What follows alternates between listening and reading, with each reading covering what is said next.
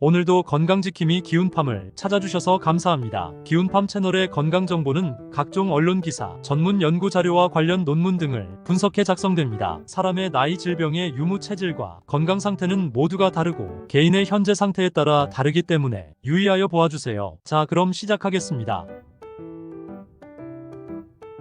아침은 하루의 시작입니다. 하루의 첫 단추를 잘 끼우면 그날의 바이오리듬을 좋게 하고, 그러한 매일매일이 쌓이면 삶이 달라지고 운이 바뀌게 됩니다. 그만큼 아침을 잘 맞는 것은 중요한 의미가 있는데요. 중년에 들어서서 특히 아침에 하면은 보약만큼 좋은 것이 있어서 알려드립니다. 아침에 하면 보약만큼 좋은 것이 있는데요. 그 첫 번째가 바로 기지개입니다. 강아지나 고양이들도 움직이기 전에 기지개를 켜잖아요. 기지개는 근육을 깨우는 가장 본능적인 방법입니다. 중년 이후에는 근육의 유연성이 떨어지게 되는데, 밤새 누워있으면서 근육을 안 쓰다 보면 근육이 짧아지고 타이트해집니다. 기지개를 켜면 짧아진 근육을 다시 늘려줄 뿐만 아니라 근육으로 혈액 유입을 활성화하기 때문에 몸을 따뜻하게 덮이는 작용에도 도움이 됩니다. 마치 겨울에 차 시동을 미리 걸어서 워밍업을 하는 것과 비슷하다고 할 수 있습니다. 또한 신경의 긴장도를 낮춰서 마음을 편안하게 만들어주기 때문에 하루 일과에 스트레스가 많은 분들은 기지개 한번 쫙 켜고, 그리고 여기에 명상까지 해주시면 하루를 좀 더 여유롭게 시작하는데 도움이 됩니다. 아침에 하면 보약만큼 좋은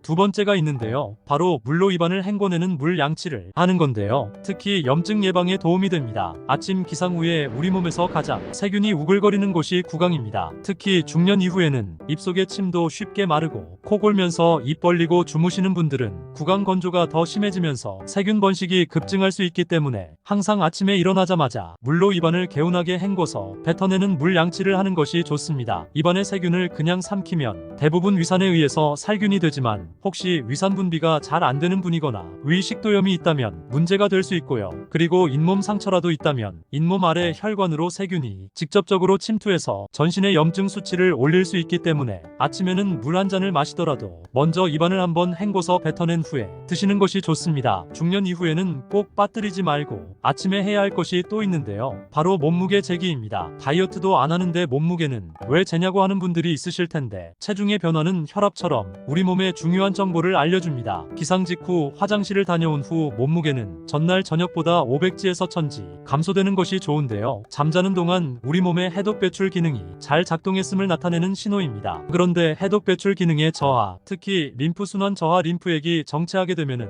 아침 몸무게가 오히려 더 많이 나가는 것을 확인할 수 있습니다. 이때는 발목 안쪽 복사뼈 부분에도 붓기가 있는지 같이 확인해 보는 것이 좋고요. 50세가 넘어서 노화가 본격적으로 시작되는 시기가 되면은 전반적인 대사 기능이 떨어지고 소화력뿐만 아니라 독소를 배출하는 대사 속도 또한 느려지기 때문에 아침마다 체중 체크를 하면서 건강 상태를 살피는 것이 좋습니다. 중년 이후 아침에 하면 보약만큼 좋은 것 물 마시기입니다. 하루 중에서 수분 공급이 절실하게 필요한 때가 바로 아침이잖아요. 특히 중년 이후에는 똑같이 물을 마셔도 그 물을 끌어다가 수렴하는 내 몸 안으로 거두는 힘이 떨어지기 때문에 같은 양의 물을 마셔도 정작 세포 안으로는 잘 흡수가 안 되고 소변으로 다 빠져나가는 경우가 많습니다. 그래서 물을 무조건 많이 마시는 것보다 물이 잘 흡수될 수 있도록 마시는 것이 중요한데요. 그래서 물의 흡수율을 높이는 법 알려드립니다. 집중해주세요. 먼저 위장의 연동 운동을 촉진할 수 있는 물의 온도가 중요합니다. 차가운 물을 마시면 위장으로 가는 혈관을 수축시켜서 운동성을 떨어뜨리기 때문에 되도록이면 미지근하거나 따뜻한 물을 마시는 것이 소화 흡수에는 훨씬 도움이 되는데요. 그렇다고 너무 뜨겁게 마시면 식도 점막이 손상을 입힐 수 있기 때문에 물의 온도는 60도 이상은 넘어가지 않도록 조절해서 드시는 것이 좋아요. 그리고 또 어떤 분은 아침에 물 한 잔이 좋다고 하니까 벌컥벌컥 물 한 잔을 단숨에 들이켜고 출근하는 분이 있는데, 물은 한꺼번에 마시는 것보다는 조금씩 나눠서 한 모금씩 마시는 것이 가장 흡수가 잘 됩니다. 그래서 물 한 컵을 한꺼번에 마시는 것보다는 적절히 나눠서 마시는 것이 좋고요. 그리고 또 어떤 분은 기상 후에도 목마름을 못 느끼는 분들도 있습니다. 그래서 물도 안 먹고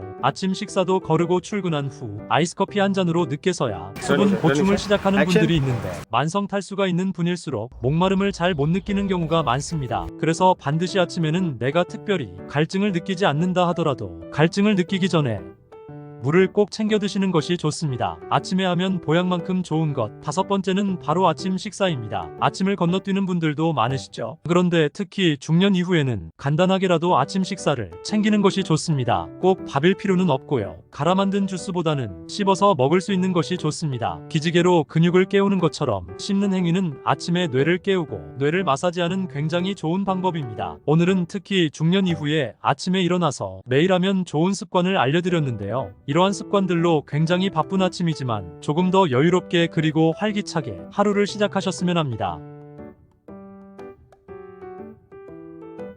긴 내용 보아주셔서 감사합니다. 이상으로 오늘의 이야기를 마치겠습니다. 기운팜 채널은 여러분의 건강하고 행복한 삶을 응원합니다. 감사합니다.